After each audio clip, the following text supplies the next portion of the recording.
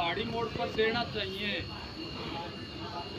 और जैसे कि हम तो आ रहे थे भी कल 11 बजे से शुरू होगा, हमें तो उम्मीद ही नहीं थी कि आप अभी चल के आ जाओगे। कितनी संख्या में आप चल के आए भाई। हमारा तो देखो आत्मा थोड़ा सा मरम लग गया। ये भाई साथ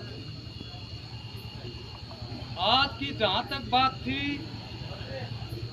और आज की क्या, जो 2 दिन से लगातार, कल भी पंचनामा पोस्टमार्टम हुआ था, उन्होंने कहा जी डेड बॉडी ले जाओ और इसका अंतिम संस्कार कर दो। मखा जी ना, आरोपी ले आओ पहले। हमारे पास मुद्दा यही बचा है, हम आपको इन्फॉर्मेशन करते करते हार गए और पुलिस हमारा मजा ले रही है। इसमें भी ठपथवाती है, आ जाएगी 2-3 दिन में आ जाएगी।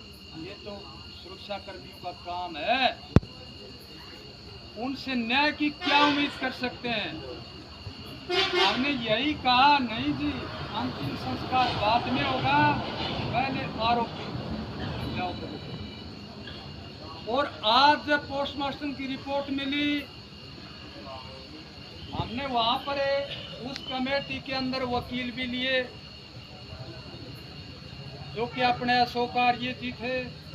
उन्होंने पूरी उसका असेसमेंट किया कि जी आप इसको देखो, क्योंकि उस पर कई तरह की बातें हो जाती हैं। यदि यहाँ तक का करते हैं बाकी छोड़ दें वो तो एक अलग केस बन गया। ये जो पूरा शरीर का जो हमें चाहिए था, जो हमने एक आइडिया लगाया था, इतनी निर्दयता इस बेटी के साथ हुई है। तो वो असेसमेंट हुआ, वहाँ पर पूरे कमेटी के लोग बैठे थे, आप जैसे सहयोगी भी काफ़ी मात्रा में आए हुए थे, अलग अलग संगठनों से आए हुए थे, पत्रकार बंधु भी थे। तो वहाँ संतोषजनक पाया गया। अब हमारी आगे की यही कार्रवाई थी कि भी इस डेड बॉडी को नहीं लेंगे, पहले आरोपी गिरफ्तार करो। और कल धरने की कार्रवाई दिगावा में हो, इसी बात को लेकर के आए थे। और आज की इस कार्रवाई के अंदर रवि भाई आए हैं। रवि भाई से मेरी बात भी हुई थी सुबह। जो अपने देश की सबसे बड़ी पंचायत पार्लियामेंट संसद है, उसके हमारे संसदीय क्षेत्र के धर्मवीर जी सांसद महोदय भी पूछे थे, एसपी साहब भी पूछे थे, बोला भाई ये करना है, तो करना भी क्या रह गया। ये हाईलाइट मुद्दा हो गया। उनको पता है कितनी निर्दयता हुई है, आप सीधा इनको ताड़ो। बोला भाई नाम दे दो, ये उठवा देंगे। भाई मारा दोहरा नाम देने में जांच का विषय अधिकार हो तो हमें देते, तो हमने कौन पूछ रहे। आप सत्ता में हो, प्रशासन आपके हाथ में है, आप करो कार्रवाई।